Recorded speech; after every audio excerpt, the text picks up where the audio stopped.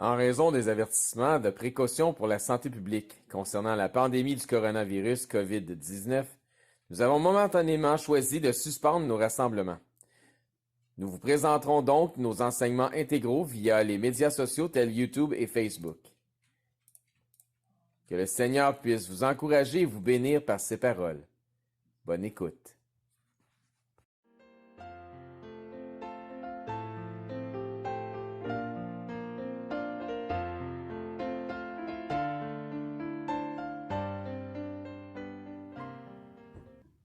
Bonjour amis et membres de l'Église baptiste centrale de la Rive-Sud à Saint-Hubert.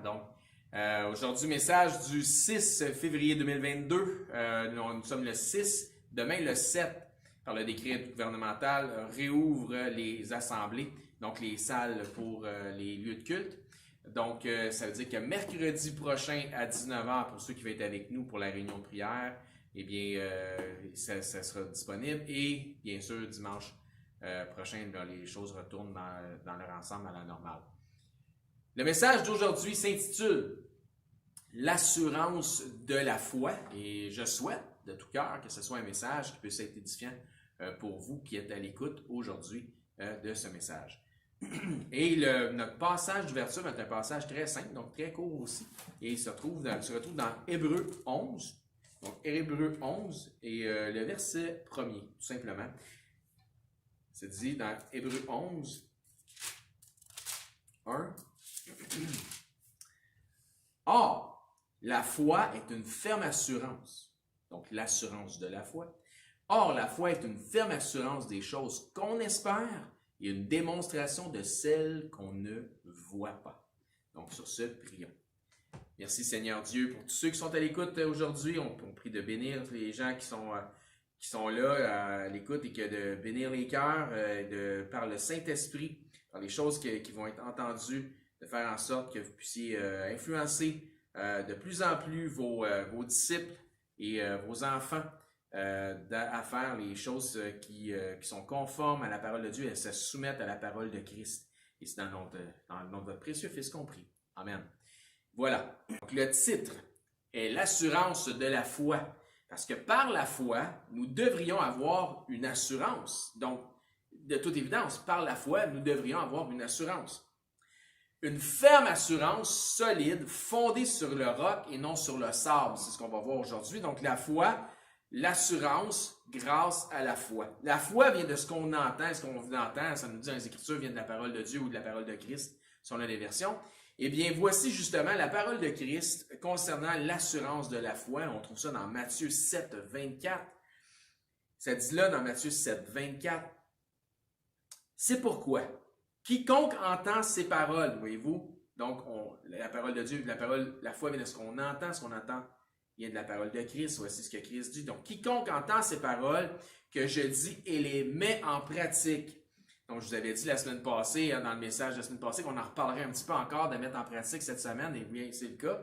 C'est un sujet qui revient souvent, mais c'est un sujet tellement important. On a besoin de maîtriser ce sujet-là à l'Église baptiste centrale de la Rive-Sud.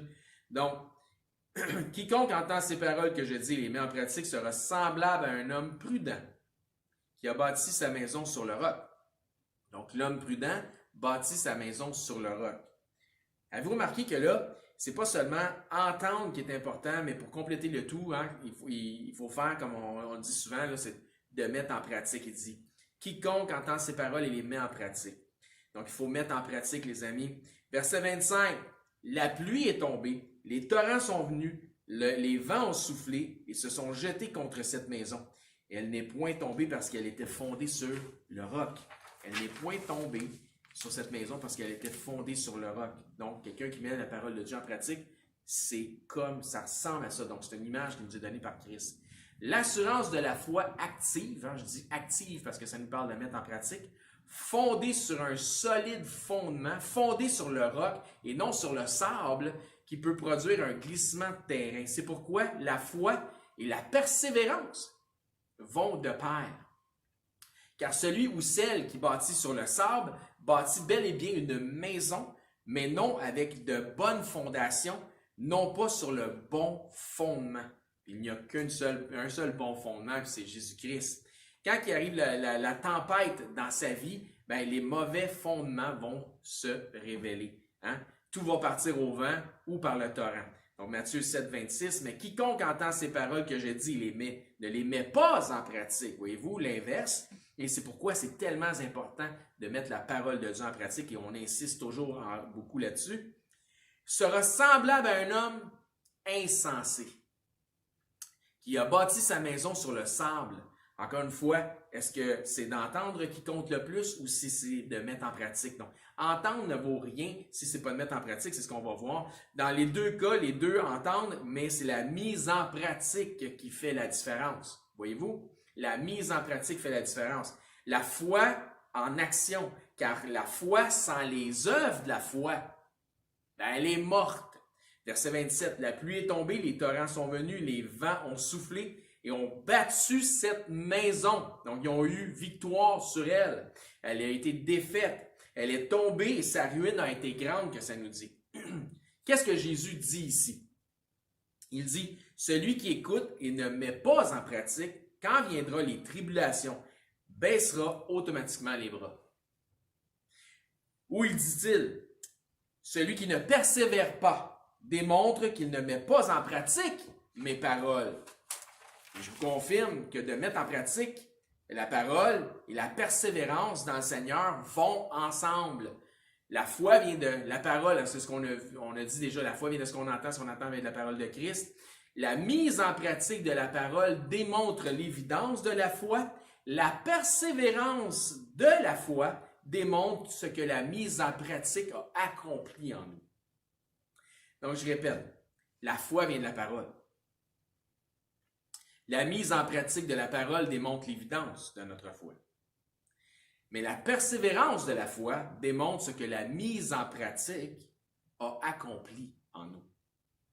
Ou encore, c'est quand viendront les épreuves, les tribulations ou les offenses à cause de notre identification à Christ, par exemple, que ça démontrera si nous sommes réellement prêts à mettre la parole en pratique. Je vois dans Matthieu 7 le même principe que dans la parabole du semeur. Et allons voir la parabole du semeur. Dans Matthieu 13, 18, ça nous dit « Vous donc, qui écoutez, encore une fois, ils écoutent, ce que signifie la parabole du semeur. Celui qui a reçu la semence dans les endroits pierreux, c'est celui qui entend, voyez-vous, il entend, donc la foi vient de ce qu'on entend, entend la parole et la reçoit aussitôt avec joie. Et ça c'est une bonne nouvelle habituellement. Il entend la parole, mais la question c'est, va-t-il la mettre en pratique? Mais il n'a pas de racine en lui-même. Il manque de persistance. Et dès que survient une tribulation ou une persécution à cause de la parole, il y trouve une occasion de chute. Entend la parole, la reçoit avec joie, il va faire son bout de chemin avec ça, mais il n'y a pas de racine. Est-ce que ça ne ressemble pas au fait de ce qu'on a vu dans l'autre parabole, hein, les fondations n'étaient pas solides, donc il n'y a pas un parallèle, vous trouvez là, entre être bâti sur le sable ou pas avoir de racines? Dès que survient une tribulation, une persécution, dans l'autre cas c'était des tempêtes, à cause de la parole, mais quelle parole? Bien, celle de Dieu, par laquelle nous vient la foi que nous avons. Cette parole de la foi ne trouve pas de fondation, donc pas de racine en lui. Au lieu de mettre en pratique, qu'est-ce qu'il fait? Il trouve une occasion de chute, car il manque de persistance, que ça nous disait. Persistance, selon le contexte, est-ce que ce ne serait pas un bon synonyme, ça, pour le mot persévérance? Mais lorsqu'il y a une ferme assurance par la foi, le croyant, contre vent, tempête, peu importe, persévère, étant solidement ancré aux salutaires paroles de son Sauveur. C'est encore le même principe que nous observons dans Jean au chapitre 6. Dans Jean 6, 63, on a fait une étude complète sur Jean 6, ici à l'Église baptiste centrale de la Rive-Sud. Donc, dans Jean 6, 63, c'est l'esprit qui vivifie, la chair ne sert de rien. Écoutez bien ce qu'il dit. Les paroles que je vous ai dites sont esprit et vie. Donc, comme dans les deux autres exemples, il y a encore quelque chose qui est dit ici. Donc, la parole que les gens peuvent entendre. Verset 64. Mais il en est parmi vous quelques-uns qui ne croient point. Car Jésus savait dès le commencement qui étaient ceux qui ne croyaient point, et parlant de Judas, qui était celui qui le livrerait. D'après vous, est-ce que ça sonne comme des gens qui ont de solides racines, ces gens qui ne croient pas? Ou est-ce que ça sonne comme des gens qui ont une fondation solide sur le roc?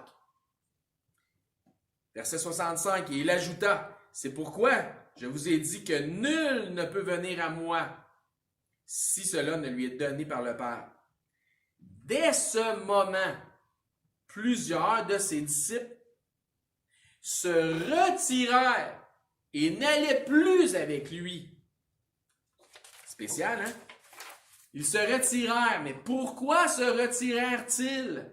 Parce qu'ils n'avaient pas leurs racines accrochées à Christ. Ils n'étaient pas ancrés à Christ. Ils étaient des soi-disant disciples de Jésus, je dis bien soi-disant, mais leur fondement n'était pas Jésus lui-même. Ils suivaient un enseignant, ils suivaient peut-être quelqu'un qui pensait être un prophète ou un révolutionnaire, peu importe. Mais leur racine n'était pas ancrée à Jésus lui-même ou ce que représentait vraiment Jésus. Puis c'est ce qu'on va voir aussi. Jésus n'a pas été pour eux une pierre de fondation, donc il n'y avait pas un fondement sur Jésus, mais a été une pierre d'achoppement pour eux. Dans le contexte, ça dit qu'ils ont été scandalisés. Donc, une pierre d'achoppement dans les Écritures, vous allez voir, le synonyme est aussi pierre de scandale. Ils ont été offensés par les paroles de Jésus. Ils ont été offensés par les paroles de Jésus.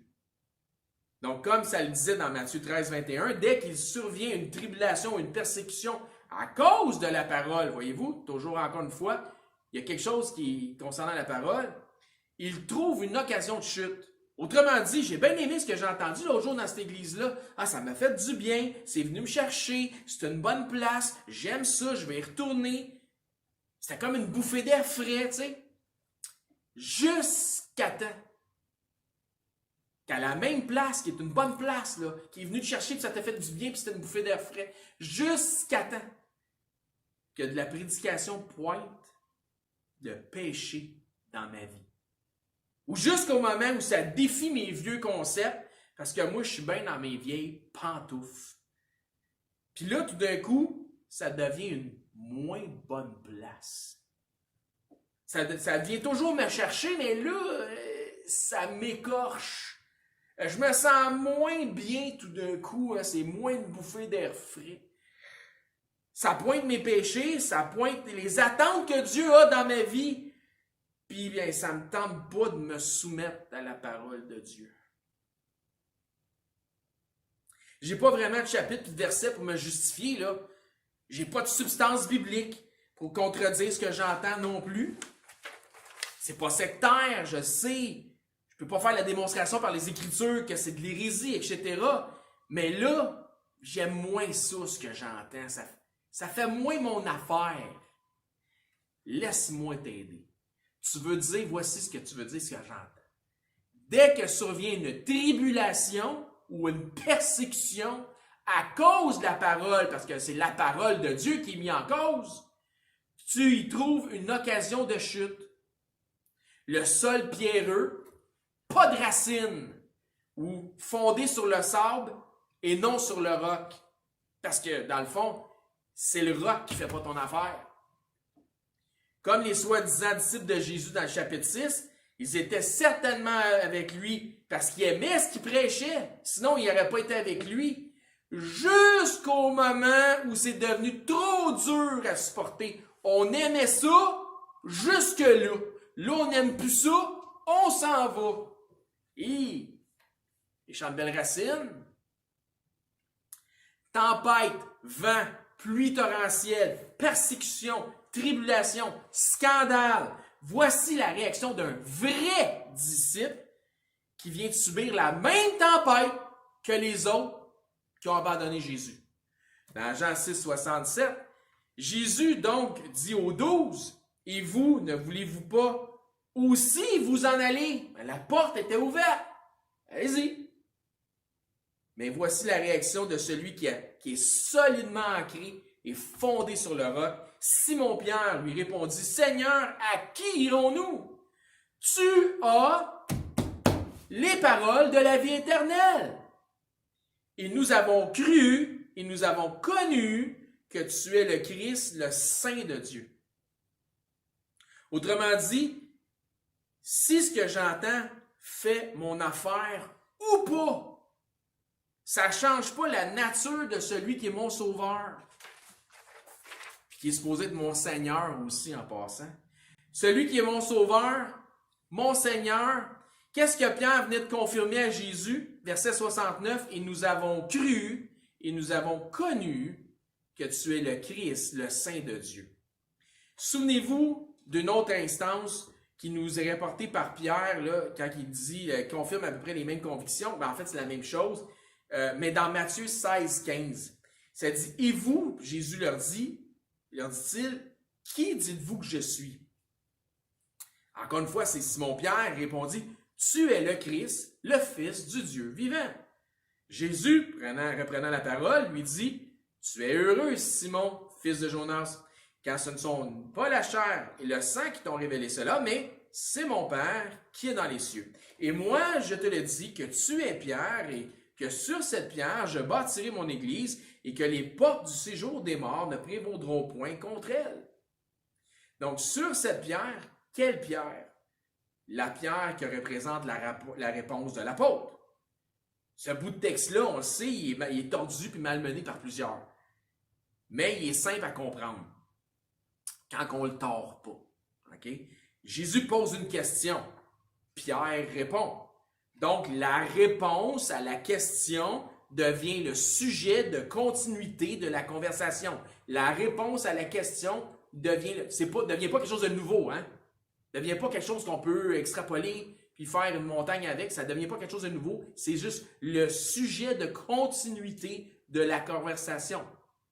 Donc, quelle était la réponse de Pierre, qui était le sujet de continuité de la conversation pour ne pas en faire autre chose que ce que c'est?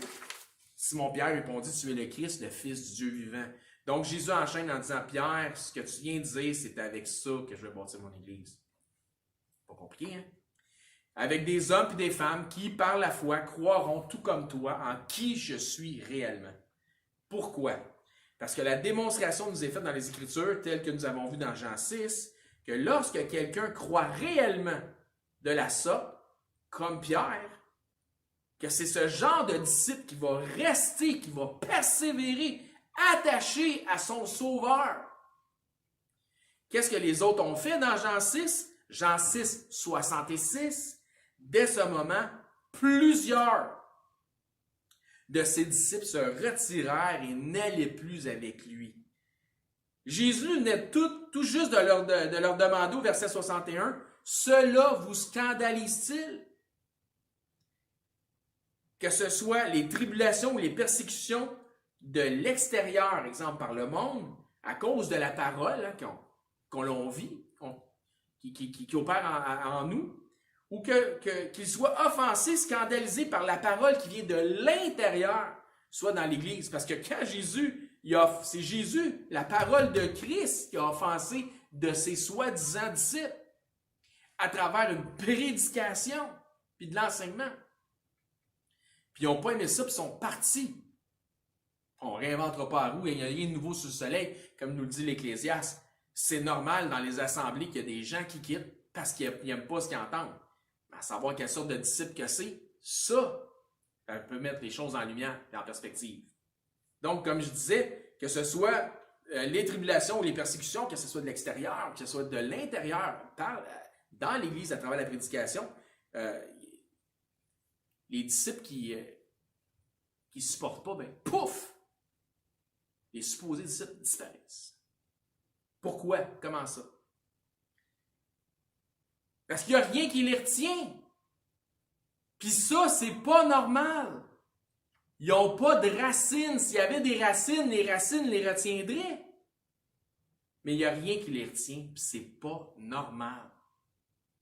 Pour certains, ça prend un coup de vent. Pour d'autres, une tempête. Mais au final, la maison s'écroule.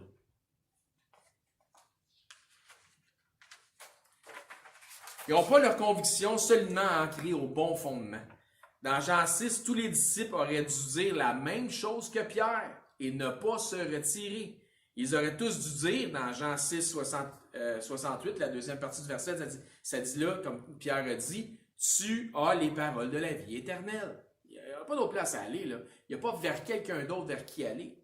Verset 69, et nous avons cru la foi, et nous avons connu l'assurance que tu es le Christ, le Saint, donc l'assurance de la foi de notre titre.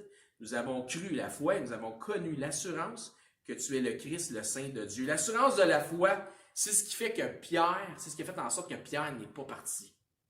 Ceux qui ont quitté, qui étaient des disciples de Jésus, croyez-vous qu'ils croyaient vraiment, ces disciples-là qui ont quitté? Croyez-vous qu'ils croyaient vraiment, vraiment? Là? Croyez-vous qu'il y avait l'assurance, eux, de la foi? Laissons Jésus répondre à la question. Jean 6, 64. Mais il en est parmi vous quelques-uns qui ne croient pas. Car Jésus savait dès le commencement qui étaient ceux qui ne croyaient point. Je pense que la réponse est claire. Donc, je repose la question.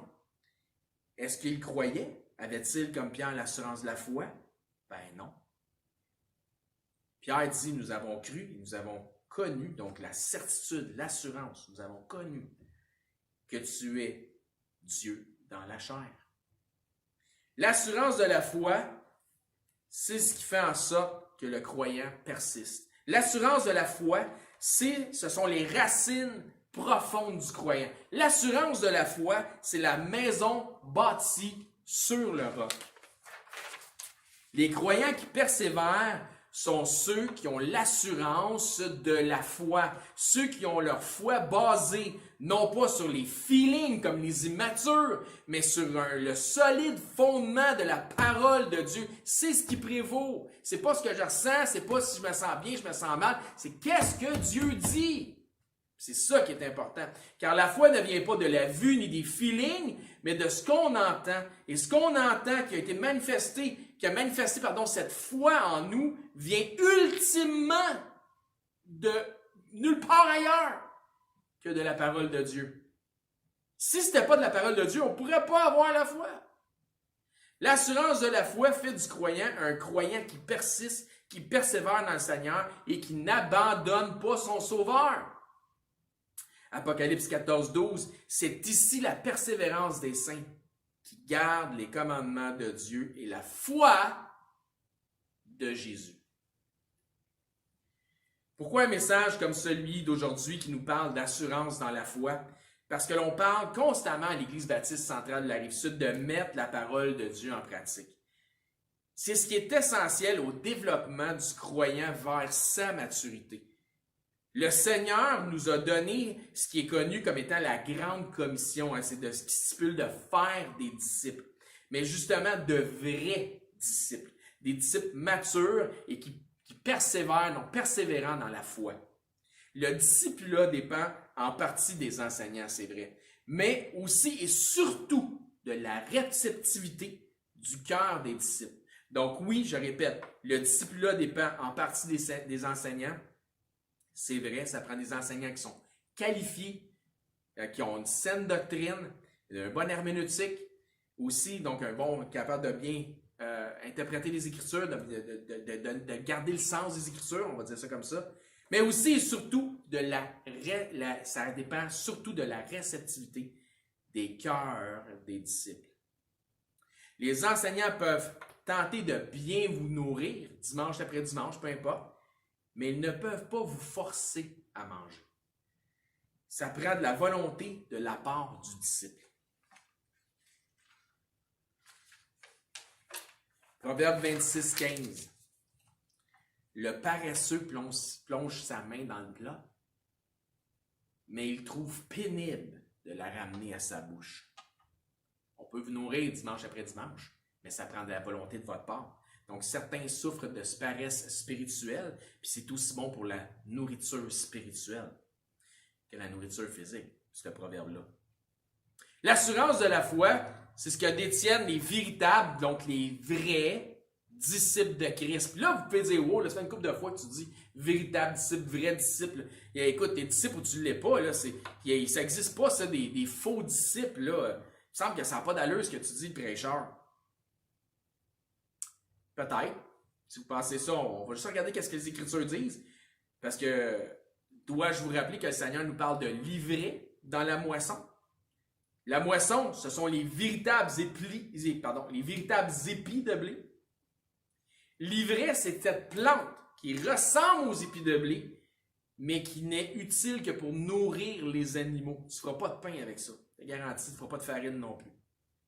Autrement dit, c'est de la mauvaise herbe qui se fait passer pour du blé. Laissons donc notre merveilleux Seigneur nous parler lui-même des faux disciples, s'il y en a. Jean 8,30. Comme Jésus parlait ainsi, plusieurs crurent en lui. Puis là, tu te lis ça, tu te dis, ben, ils ont cru en lui, mais c'est-tu pas merveilleux? Puis on lit ça, puis immédiatement, on saute aux conclusions, ils ont eu la foi. Hey, c'est du monde qui sont sauvés. Parce que ça dit, comme Jésus parlait ainsi, donc la parole de Dieu, plusieurs crurent en lui, ils ont cru en lui. Mais attendez de voir ce que Jésus leur dit à ceux qui ont cru en lui. Là.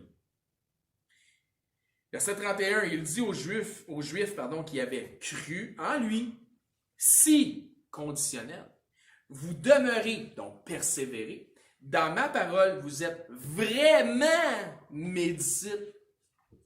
Ah, intéressant. Sans changer le sens du verset, voici ce que Jésus dit. Si vous ne persévérez pas, dans ma parole, vous n'êtes pas véritablement mes disciples. Et ce, malgré que vous dites avoir cru en moi. Ces Juifs qui ont cru en lui n'étaient absolument pas sauvés. Comment je fais pour le savoir? Parce que Jésus, dans le texte, leur dit, vous avez comme père le diable, et aux mêmes personnes. Vous n'êtes pas les fils de Dieu, mais du diable. Je ne sais pas pour vous, mais moi, ça me donne un bon indice sur leur salut. L'assurance de la foi. Nous avons cru et nous avons connu que tu es notre Créateur. Tu es le Créateur. Où donc? À qui d'autre est-ce que nous pourrions aller? Il n'y a pas de place qui vaille plus la peine que de demeurer auprès de notre Seigneur.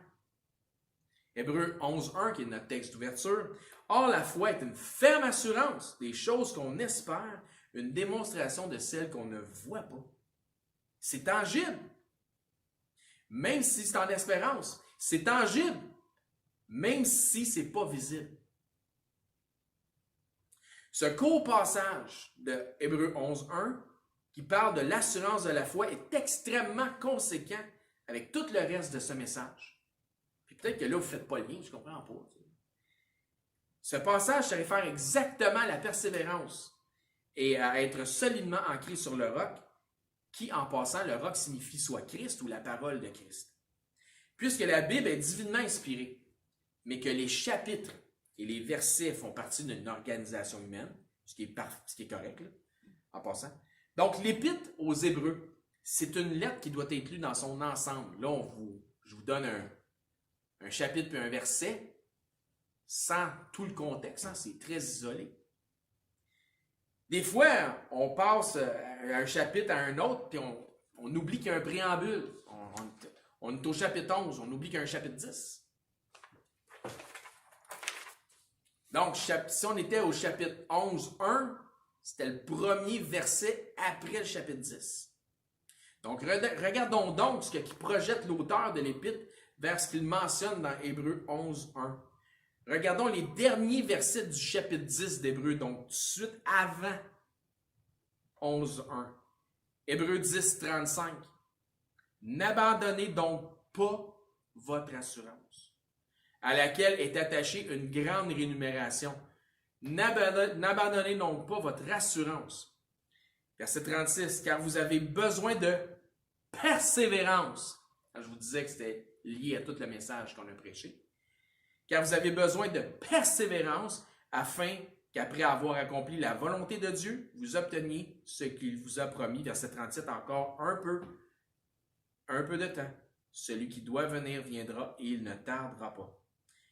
Et mon juste vivra par la foi, mais s'il se retire, mon âme ne prend pas plaisir en lui. Se retire égale ne persévère pas. Parce qu'il dit que quand vous avez besoin de persévérance, n'abandonnez pas l'assurance. Quand vous avez besoin de persévérance, mais si tu te retires, tu ne persévères pas. Un peu comme les disciples qui étaient avec Jésus dans Jean 6, verset 39.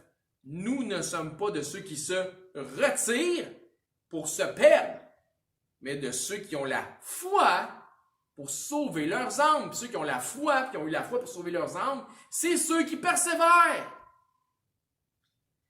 Ensuite, ça enchaîne Hébreux 11, 1. Or, la foi est une ferme assurance des choses qu'on espère, une démonstration de celles qu'on ne voit pas. Qu'est-ce qu'il veut dire par ceux qui se retirent pour se perdre, mais ceux qui ont la foi pour sauver leurs âmes? Il dit exactement ce que nous avons entendu dans ce message. Si tu as la foi, si tu as l'assurance de la foi, tu ne te retireras pas. Tu es solidement enraciné, fondé sur le roc. Mais si lorsqu'arrivent des scandales, des tribulations ou des persécutions, soi-disant le disciple il fly, était-il véritablement un disciple? Faisait-il partie de l'ivraie ou de la moisson? Tôt dans ce message, on a regardé à Matthieu 7, 24 qui dit « C'est pourquoi quiconque entend ces paroles », donc c'est pourquoi, retenez ça, c'est pourquoi quiconque entend ces paroles que je dis et les met en pratique sera semblable à un homme prudent qui a bâti sa maison sur le roc. Ça commence par « c'est pourquoi ». Donc, qu'est-ce que ça veut dire? Ça veut dire que ça fait référence à ce qu'il venait de dire. Il a dit quelque chose, puis là, il dit, après avoir dit ça, quelque chose-là, c'est pourquoi, OK? Donc, savez-vous de quoi Jésus parlait juste avant de faire cette métaphore de la maison sur le roc, de la maison sur le sable, comparé à un homme sage et un homme insensé? On va regarder ça ensemble, c'est intéressant. Matthieu 7, 21, donc avant d'arriver à « c'est pourquoi ». Ceux qui me disent « Seigneur, Seigneur », n'entreront pas tous dans le royaume des cieux, mais celui-là seul qui fait la volonté de mon Père qui est dans les cieux. Plusieurs me diront à ce jour-là « Seigneur, Seigneur, n'avons-nous pas prophétisé en ton nom, on a fait des œuvres? N'avons-nous pas chassé des démons par ton nom? Et n'avons-nous pas fait beaucoup de miracles par ton nom? Alors je leur dirai ouvertement, je ne vous ai jamais connu. Retirez-vous de moi, vous qui commettez quoi? L'iniquité. » Puis ensuite, il enchaîne au verset 24. C'est pourquoi quiconque entend ces paroles que je dis, ne les met pas en pratique, sera semblable à un homme prudent, qui les met en pratique, je m'excuse. C'est pourquoi quiconque entend ces paroles que je dis et les met en pratique, mon erreur, lapsus, sera semblable à un homme prudent qui a bâti sa maison sur le roc.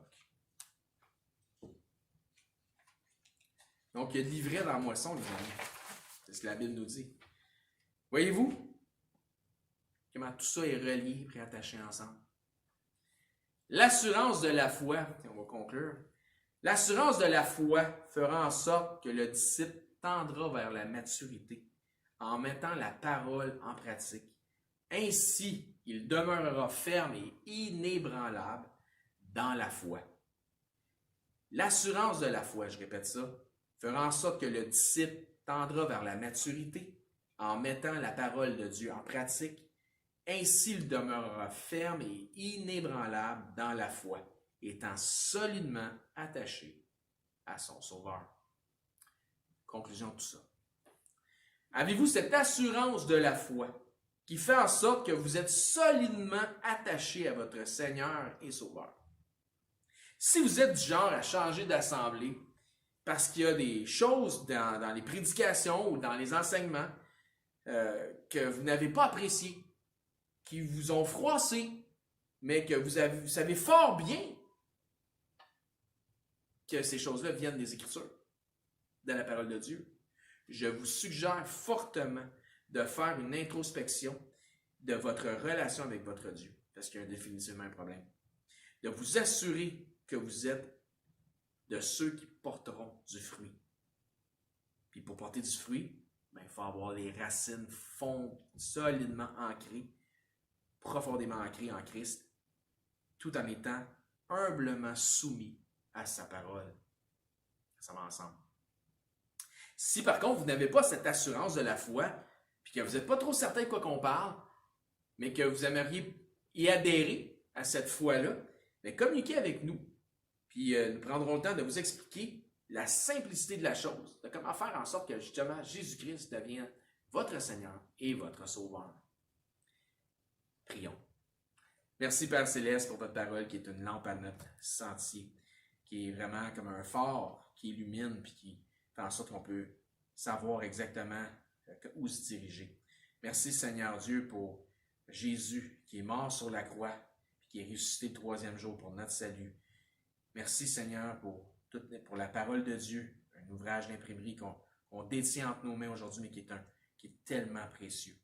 Merci pour les exhortations. Merci pour les frères dans la foi, les sœurs dans la foi. Merci pour la famille dans la foi. Merci pour ceux qui écoutent présentement. Puis merci pour les cœurs que vous avez touchés à travers cette prédication. Je vous prie que les gens puissent, à travers le message d'aujourd'hui, choisir de se soumettre à la parole de leur Sauveur. C'est dans le nom de Jésus qu'on prie. Amen. Merci les amis. Passez une bonne semaine. Que Dieu veille sur vous et qu'il vous protège. Et en espérant voir certains d'entre vous au mercredi soir 19h.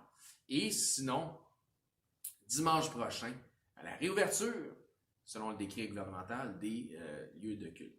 Donc, à la prochaine.